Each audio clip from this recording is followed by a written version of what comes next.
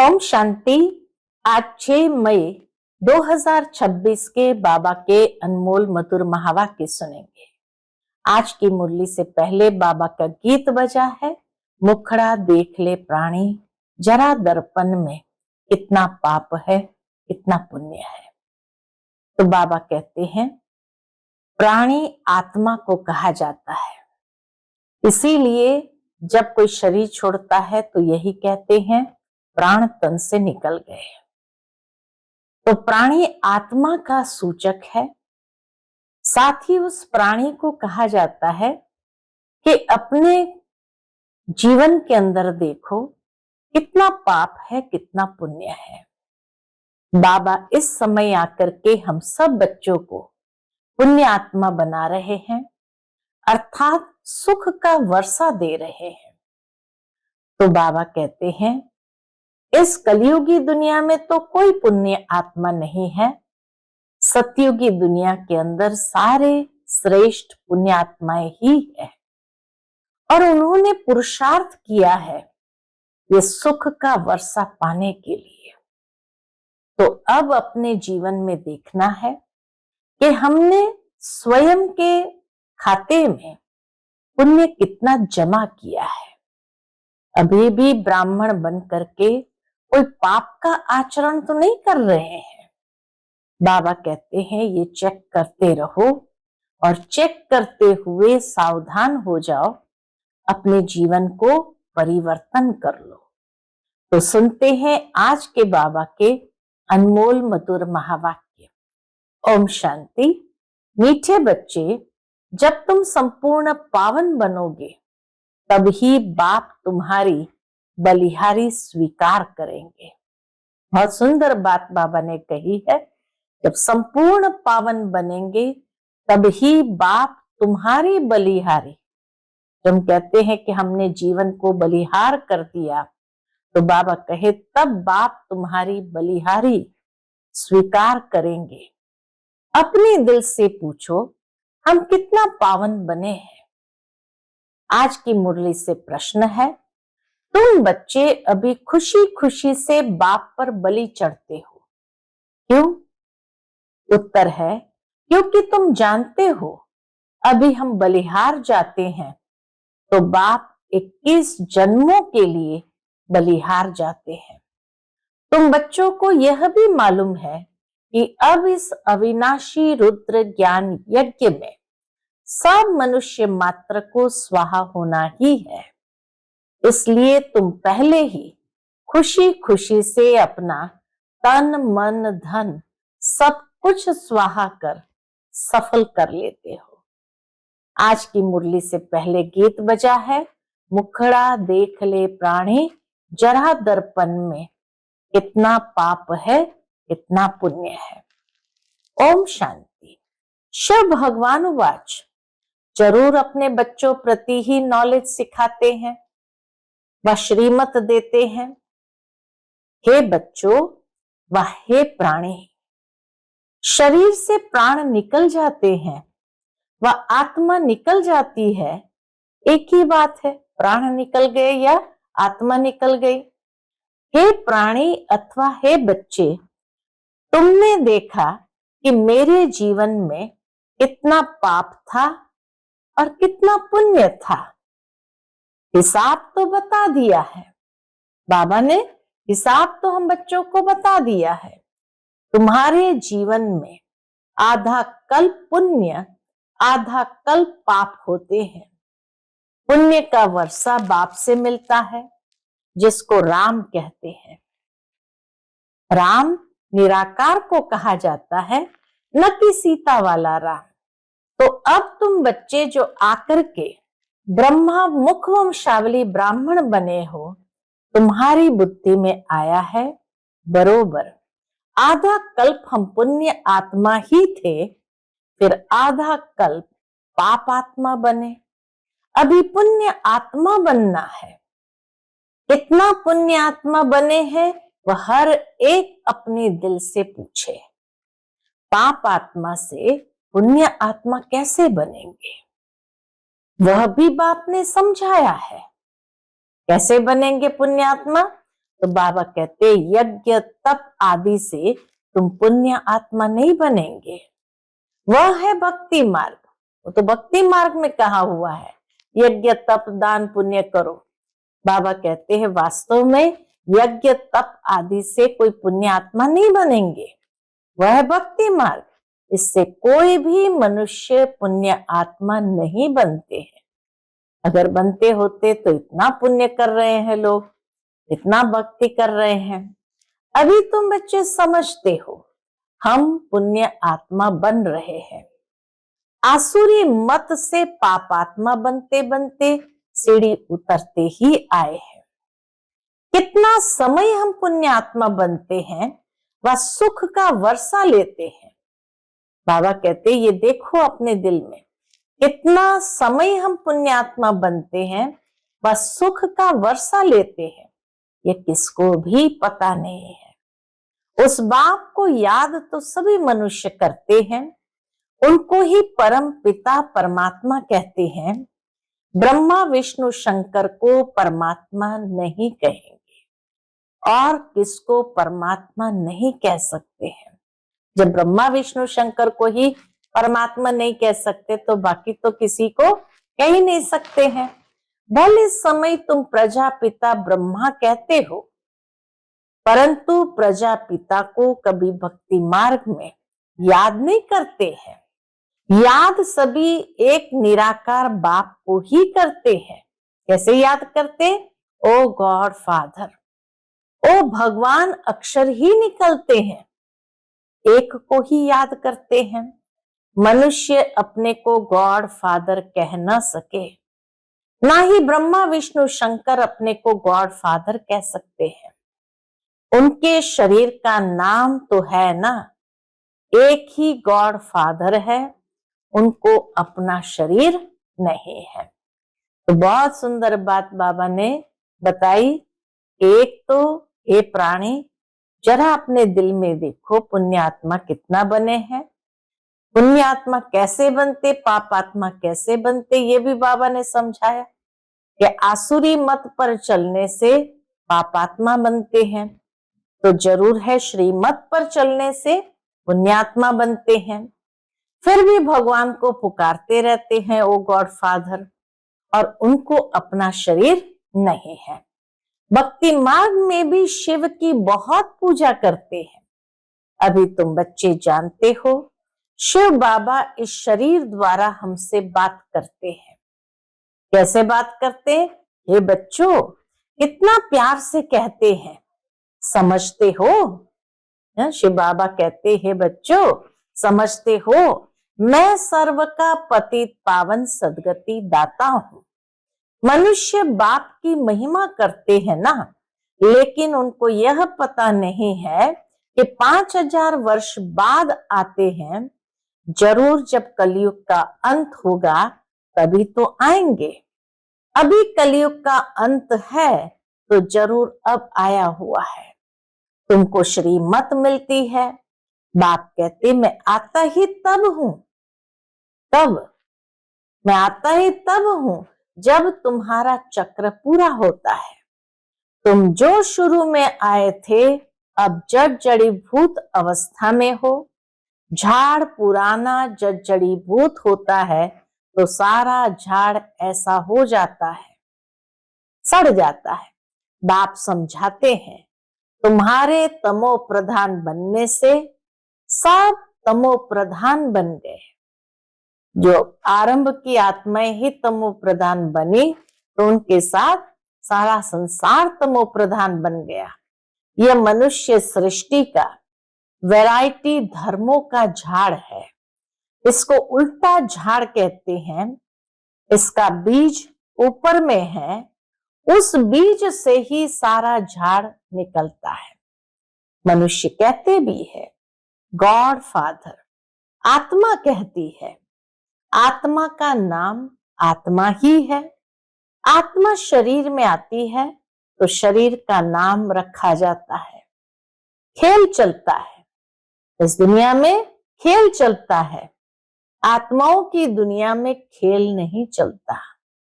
खेल की जगह ही यह है नाटक में रोशनी आदि सब होती है, बाकी जहां आत्माएं रहती है वहां सूर्य चांद नहीं है। इस खेल के मैदान में यहां ही रोशनी होती है जहां नाटक चलता है, बाकी वहां सूर्य चंद्र तारों की भी रोशनी नहीं है। ड्रामा का खेल ही नहीं चलता, परमधाम में ड्रामा का खेल ही नहीं चलता। रात दिन यहाँ होते हैं। सूक्ष्म वतन व मूल वतन में रात दिन नहीं होते। कर्म क्षेत्र यह है, इसमें मनुष्य अच्छे कर्म भी करते हैं, बुरे कर्म भी करते हैं। सतयुग त्रेता में अच्छे कर्म होते हैं, क्योंकि वहां 5 विकार रूपी रावण का राज्य ही नहीं है। बाप बैठ कर्म अकर्म विकर्म का राज बताते हैं। कर्म तो करना ही है, यह कर्म क्षेत्र है। सतयुग में जो मनुष्य कर्म करते हैं वह अकर्म हो जाते हैं। वहां रावण राज्य ही नहीं, उनको हेवन कहा जाता है। सतयुग में जो कर्म करते हैं अकर्म हो जाता है, क्योंकि वह प्रारब्ध भोगने के कर्म है। इसलिए जब प्रारब्ध ही भोग रहे हैं तो फिर और कर्म का खाता बनेगा नहीं। इस समय हेवन है नहीं। सतयुग में एक ही भारत था और कोई खंड नहीं था। हेवनली गॉड फादर कहते हैं तो बाप जरूर हेवन ही रचेंगे। यह सब नेशन वाले जानते हैं कि भारत प्राचीन देश है। पहले पहले सिर्फ भारत ही था, ये कोई नहीं जानते हैं। अभी तो नहीं है ना, अभी तो इतने सारे खंड है। ये है ही 5000 वर्ष की बात। कहते भी है क्राइस्ट से 3000 वर्ष पहले भारत हेवन था। रचयिता जरूर रचना रचेंगे, रचयिता आकर के जरूर रचना रचेंगे। तमो प्रधान बुद्धि होने कारण इतना भी नहीं समझते। भारत तो सबसे उच्च खंड है, पहली बिरादरी है मनुष्य सृष्टि की। यह भी ड्रामा बना हुआ है। शाहूकार गरीबों को मदद करते हैं, यह भी चला आता है। भक्ति मार्ग में भी शाहूकार गरीबों को दान करते हैं, परंतु यह है ही पतित दुनिया। तो जो कुछ भी दान पुण्य करते हैं पतित ही करते हैं। जिसको दान करते वह भी पतित, जिसने किया वह भी पतित। पतित पतित को दान करेंगे, उनका फल क्या पाएंगे? बल कितना भी दान पुण्य करते आए हैं फिर भी गिरते आए हैं। भारत जैसा दानी खंड और कोई नहीं होता। इस समय तुम्हारा जो भी तन मन धन है सब इसमें स्वाहा करते हो। इस रुद्र यज्ञ में स्वाहा करते हो। इसको कहा जाता है राजस्व अश्वमेघ अविनाशी ज्ञान यज्ञ। आत्मा कहती है यह जो पुराना शरीर है इनको ही यहाँ स्वाहा करना है, क्योंकि तुम जानते हो सारी दुनिया के मनुष्य मात्र इसमें स्वाहा होते हैं। इसलिए हम क्यों नहीं खुशी से बाबा पर बलि चढ़ जाए? आत्मा जानती है हम बाप को याद करते हैं, कहते भी आए हैं बाबा आप जब आएंगे तो हम बलिहार जाएंगे, क्योंकि अब हमारे बलिहार जाने से आप फिर 21 जन्मों के लिए बलिहार जाएंगे। ये सौदागरी है। हम आप पर बलिहार जाते हैं तो आप भी तो 21 बार बलिहार जाते हो। बाप कहते हैं जब तक तुम्हारी आत्मा पवित्र नहीं बनी है तब तक हम बलिहारी स्वीकार नहीं करते हैं। इसीलिए बाबा हमेशा कहते हैं बच्चे अज्ञानियों का पापात्माओं के धन का स्वीकार नहीं करना है, क्योंकि नहीं तो उसका प्रभाव मन की स्थिति पर जीवन पर पड़ता है। इसलिए बाबा भी कब स्वीकार करते हैं जब आत्मा ये निश्चय करते हैं कि हम पवित्र बनेंगे और पवित्रता की प्रतिज्ञा करते हैं, तभी बाबा भी उस बलिहारी को स्वीकार करते हैं। बाप कहते हैं, माम एकम याद करो तो आत्मा प्योर बन जाएंगी। बाप को भूलने से तुम कितने पतित दुखी हुए हो। मनुष्य दुखी होते हैं तो फिर शरणागति लेते हैं। अभी तुम 63 जन्म रावण से बहुत दुखी हुए हो। एक सीता की बात नहीं है, सब सीताएं हैं, जो भी मनुष्य मात्र है। रामायण में तो कहानी लिख दी है, सीता को रावण ने शोक वाटिका में डाला। वास्तव में बात सारी इस समय की है। सभी रावण अर्थात 5 विकारों की जेल में है, इसलिए दुखी हो पुकारते हैं, हमको इनसे छुड़ाओ, हमको इन विकारों से छुड़ाओ। एक की बात नहीं है, बाप समझाते हैं, सारी दुनिया ही रावण की जेल में है। रावण राज्य है ना, कहते भी है राम राज्य चाहिए। गांधी ने भी कहा, सन्यासी कभी ऐसे नहीं कहेंगे कि राम राज्य चाहिए। भारतवासी ही कहेंगे, गृहस्थी लोग कहेंगे। इस समय आदि सनातन देवी देवता धर्म है नहीं, और ब्रांचेस है। सतयुग था, एक ही आदि सनातन देवी देवता धर्म था। अभी वह नाम ही बदला हुआ है। क्या नाम है? आदि सनातन देवी देवता धर्म का नाम है हिंदू। अपने धर्म को भूल फिर और धर्म में कन्वर्ट होते जाते हैं। मुसलमान आए, कितने हिंदुओं को अपने धर्म में कन्वर्ट कर लिया।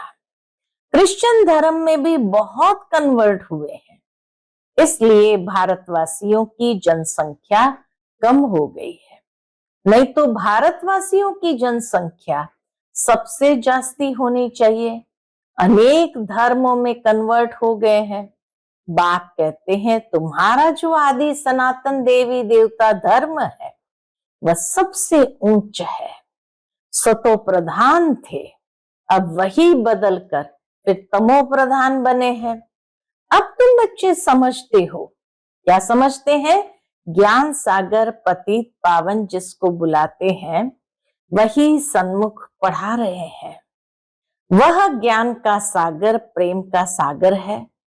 सागर एक होता है, चारों तरफ ऑल राउंड सागर ही सागर है। दुनिया में 3 हिस्सा सागर, 1 हिस्सा पृथ्वी। 2 सागर भी नहीं होते हैं। ये मनुष्य सृष्टि का नाटक है, इसमें सबका अलग अलग पार्ट है। बाप कहते हैं, मेरा कर्तव्य सबसे अलग है। मैं ज्ञान का सागर हूं, मुझे ही तुम पुकारते हो हे पतित पावन। फिर कहते हो लिबरेटर। लिबरेट किससे करते हैं यह भी किसको नहीं मालूम। बाबा कहे लिबरेट किससे करते हैं यह भी कोई नहीं जानते। तुम जानते हो, हम सतयुग त्रेता में बहुत सुखी थे, उसको स्वर्ग कहा जाता है। अभी तो है ही नर्क, इसलिए पुकारते हैं, दुख से लिबरेट कर सुख धाम ले चलो। सन्यासी कभी नहीं कहेंगे, क्या नहीं कहेंगे कि फलाना स्वर्गवासी हुआ। वह फिर कहते हैं पार निर्वाण गया। विलायत में भी कहते हैं लेफ्ट फॉर हेवनली अबोर्ड। समझते हैं गॉड फादर के पास गए। हेवनली गॉड फादर कहते हैं, बरोबर हेवन था, अब नहीं है। हेल के बाद हेवन चाहिए। गॉड फादर को यहां आकर हेवन स्थापन करना है। सूक्ष्म वतन, मूल वतन में कोई हेवन नहीं होता है, जरूर बाप को ही आना पड़ता है। बाप कहते हैं, मैं आकर प्रकृति का आधार लेता हूं। मेरा जन्म मनुष्य मुआफिक नहीं है, मैं गर्भ में नहीं आता हूं। तुम सभी गर्भ में आते हो, सतयुग में गर्भ महल होता है क्योंकि वहां कोई विकर्म होता नहीं जो सजा भोगे, इसलिए उनको गर्भ महल कहा जाता है। यहाँ विकर्म करते हैं जिसकी सजा भोगनी पड़ती है, इसलिए गर्भ जेल कहा जाता है। हाँ, सतयुग में कोई विकर्म नहीं, इसलिए गर्भ महल में है, गर्भ भी महल के समान। और यहाँ इतने विकर्म होते हैं तो सजा तो भोगनी पड़ेगी, इसीलिए गर्भ जेल कहा जाता है। यहाँ रावण राज्य में मनुष्य पाप करते रहते हैं। यह है ही पाप आत्माओं की दुनिया और वह है पुण्य आत्माओं की दुनिया, स्वर्ग। इसलिए कहते हैं पीपल के पत्ते पर श्री कृष्ण आया। ये श्री कृष्ण की महिमा दिखाते हैं। सतयुग में गर्भ में दुख नहीं होता, एकदम आराम से, इसलिए पीपल के पत्ते पर दिखाया। बाप कर्म अकर्म विकर्म की गति समझाते हैं, जिसका फिर शास्त्र गीता बनाया है, परंतु उसमें शिव भगवान वाच के बदले श्री कृष्ण का नाम डाल दिया है। अब तुम जानते हो, क्या जानते हैं? हम बेहद के बाप से बेहद सुख का वर्षा लेते हैं। अभी भारत रावण से श्रापित है, इसलिए दुर्गति हो गई है।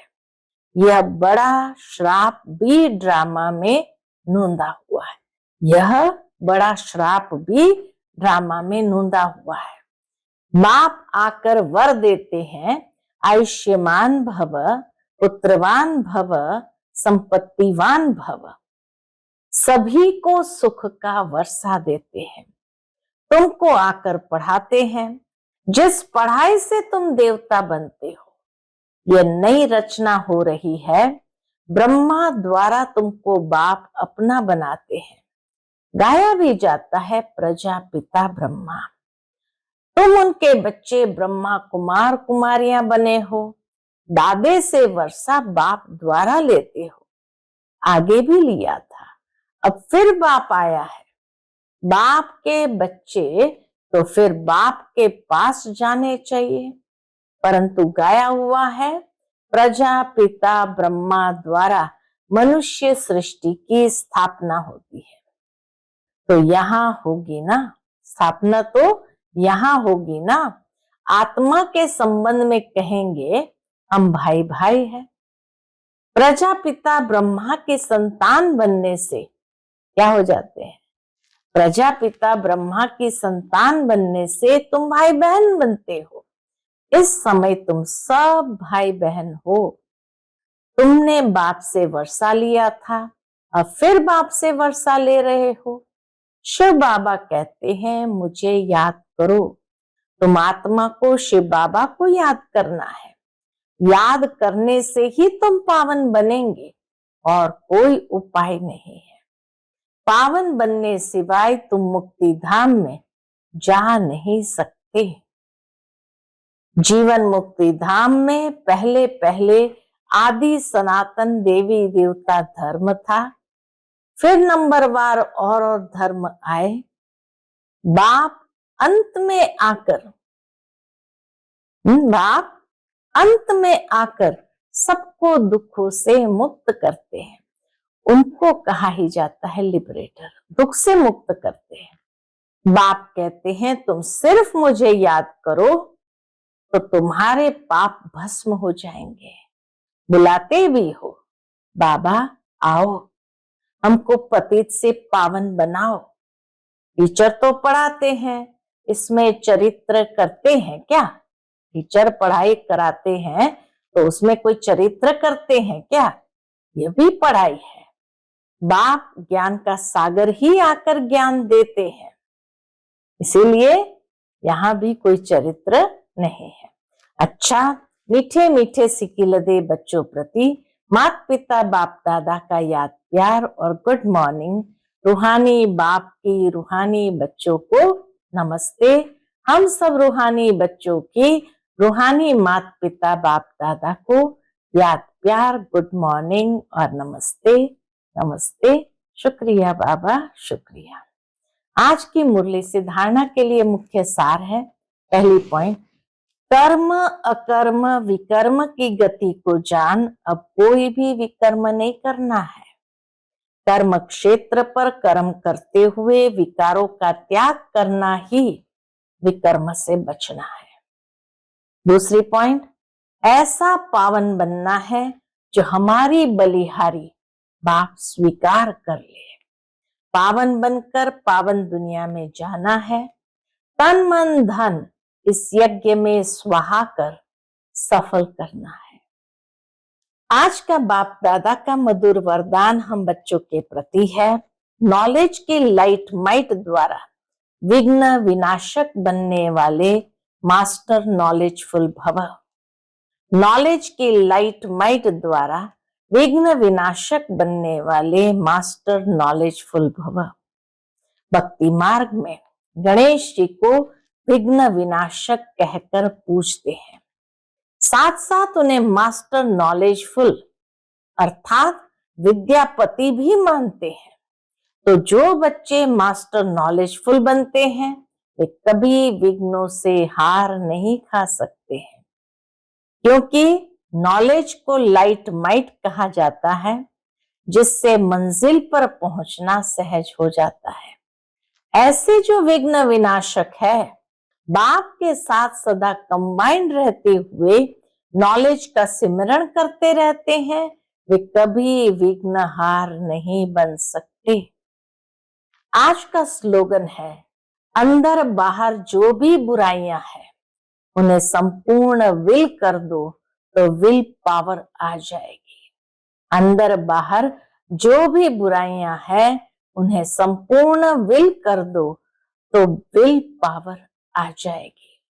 आज का व्यक्त इशारा है, सदा अचल अडोल एक स्थिति का अनुभव करो। उसके अंतर्गत बाबा कहते हैं, अभी अनुभवी बन, औरों को भी अचल अडोल बनाने का अनुभव कराने का समय है। अभी खेल करने का समय समाप्त हुआ। अब सदा समर्थ बन निर्बल आत्माओं को समर्थ बनाते चलो। हाँ, बाबा कहे अब निर्बल असमर्थ आत्मा को भी समर्थ बनाते चलो।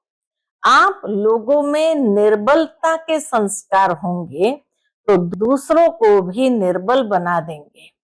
ज्ञान की हर पॉइंट का अनुभवी बनने के लिए एकांत प्रिय बनो, एकाग्रता का अभ्यास बढ़ाओ।